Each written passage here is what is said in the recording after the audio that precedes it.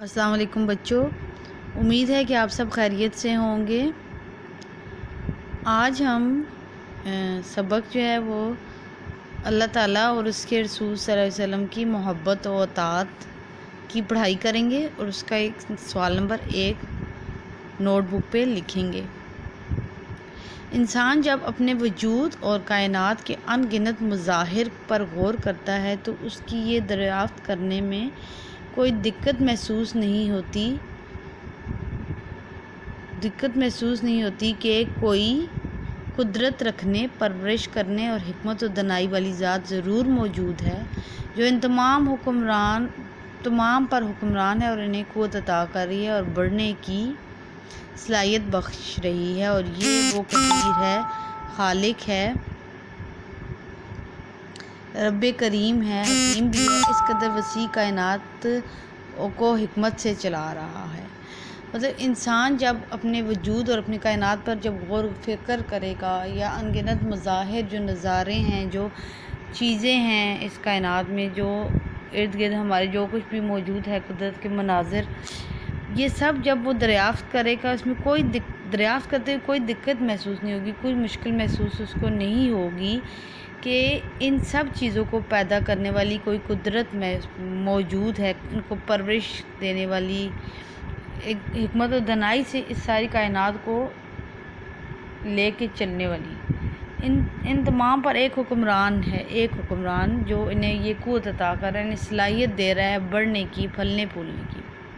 وہ قدیر ہے، خالق ہے، بنانے والا رب ہے، حکیم ہے، اس قدر وسیع کائنات کو حکمت سے چلا رہا ہے۔ انسان سوچتا ہے کہ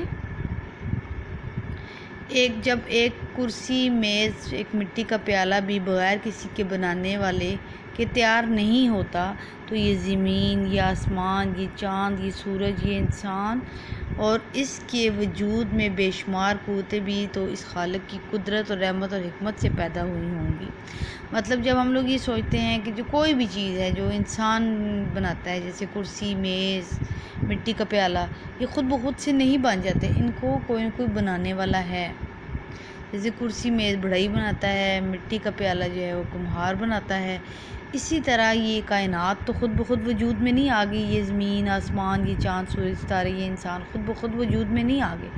کوئی ذات ایسی ہے جس نے بڑے ہی حکمت و دانائی سے ان سب کو تخلیق کیا ہے۔ ہر ایک چیز، سورج کا نکلنا، غروب ہونا، ان کی ٹائمنگ، سردی گرمی کا آنا، موسموں کا بدلنا، دن رات کا بدلنا، یہ سب ایک حکمت و دانائی سے چل رہا ہے۔ ایک عقلمند انسان اس فیصلے پر ضرور پہنچتا ہے کہ اس کے پیچھے کسی نہ کسی کا ہاتھ ضرور ہے، کوئی نہ کوئی ضرور ایک حکیم و دانا ہے جو اس ساری کائنات کو چلا رہا ہے۔ یہ قدرت اور حکمت اس کے وجود کے لیے دلیل بھی ہے، اور اس کو تسلیم کرنے سے حیات انسانی اور وجود کائنات کا درست ادراک بھی حاصل ہوتا ہے۔ مطلب جب ہم اس کو قدرت اور حکمت کو، اس کے وجود کے لیے دلیل ہے، اس کو تسلیم کرنے کے لیے ایک دلیل ہے یہ، اور تسلیم کرنے سے حیات انسانی وجود کائنات کا درست ادراک ہوتا ہے۔ مطلب جب ہم اس کو تسلیم کر لیتے ہیں تو ہمیں انسانی زندگی کا، اس کائنات کے وجود کی حقیقت کا اندازہ ہوتا ہے۔ یہ اللہ کی ذات ہی ہے جس کی تخلیق کے جلوے ہر جگہ نمایاں ہے۔ انسان کی عظمت اسی میں ہے، وہ اپنے خالق کو تسلیم کرے، اس کی محبت میں سرشار رہے اور اس کے احکام پر عمل کرے، کیونکہ ہمارے عقلی دلائل ہمیں اسی چیز پر جو ہے وہ مجبور کرتے ہیں کہ ہم صرف اس خالق کی ہی عبادت کریں۔ وہ ہمیں یہی سوچنے میں مجبور کرتے ہیں کہ اس کے علاوہ کوئی عبادت کے لائق نہیں ہے، اسی سے محبت کرنی ہے، اسی کی اطاعت کرنی ہے، اسی کے احکام پر عمل پیرا ہونا ہے۔ یا ایھا الناس اعبدوا ربکم الذی خلقکم، اے لوگو اپنے اس رب کی عبادت کرو جس نے تمہیں پیدا کیا۔ اس آیت میں یہ بیان کیا گیا ہے کہ اب اپنے رب کی عبادت اور بندگی کرو، اس نے تمہیں پیدا کیا ہے، اس نے تمہیں جو ہے اس نے اسی کا حکم مانو، کیونکہ اس نے پیدا کیا ہے، حکم بھی اسی کا ماننا ہے۔ اس نے ہمیں آنکھیں دی ہیں، ہمیں اپنی آنکھوں کا استعمال بھی اس کی مرضی کے مطابق کرنا چاہیے۔ ہمیں کان دیے ہیں، ہمیں سننے کے لیے کان دیے ہیں، اور سننا بھی ہمیں اسی کی مرضی کے مطابق، جو اس کی رضا ہے وہی سننا چاہیے۔ سوچنے کی قوت عطا کی ہے ہمارے پروردگار نے، اور ہمیں ہر لمحہ اس کی ذات، قدرت اور اس کے جو ہے وہ احکام پر غور کرنا چاہیے۔ اللہ تعالیٰ کے ساتھ محبت، سوچ کا یہ درست زاویہ محبت الہی کو دعوت دیتا ہے کہ کسی کا ایک معمولی حسن سلوک ساری عمر کی احسان مندی کا باعث بنتا ہے تو زندگی بخشتا ہے۔ اس لیے ساری عمر محبت کے جذبے پروان کیوں نہ چڑھیں۔ جب ہم اپنی سوچ کو درست رکھتے ہیں، مثبت انداز میں سوچتے ہیں، تو ہمارا ایک معمولی حسن سلوک بھی ہے، ہم کسی کے ساتھ اچھا سلوک کرتے ہیں تو وہ عمر بھر کی احسان مندی کا باعث بن جاتا ہے، جو زندگی میں بخشتا ہے۔ اور اگر ہم معمولی سے حسن سلوک سے اگر یہ ہوتا ہے تو ساری زندگی کے لیے جذبے کیوں نہ پروان چڑھیں۔ اس لیے فرمایا کہ والذین آمنوا اشد حب للہ، جو لوگ ایمان لے آئے اور اللہ تعالیٰ سے بہت محبت کرنے والے ہیں، ایمان کی تکمیل محبت کے بغیر ممکن نہیں ہے۔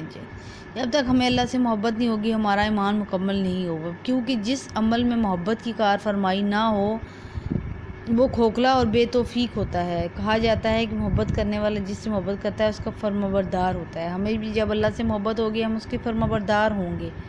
ایمان کا تقاضا ہے کہ اللہ سے محبت پہلا اصول ہے، اللہ سے محبت کی جائے۔ اللہ تعالیٰ سے محبت کا تقاضا یہ ہے کہ اس کے احکام کو دل سے تسلیم کیا جائے، پوری دل جمعی سے ان پر عمل کیا جائے، پورے خلوص سے ان پر عمل کیا جائے۔ اللہ تعالیٰ کی رحمت ہے کہ اس نے ہر دور میں انسان کی رہنمائی کے لیے انبیاء کرام مبعوث فرمائے۔ اللہ تعالیٰ کی رحمت یہ ہے کہ اس نے ہم لوگوں کی ہدایت کے لیے نبی بھیجے تاکہ ہم راہ راست پر رہیں، ہم راستوں سے بھٹکے نہیں۔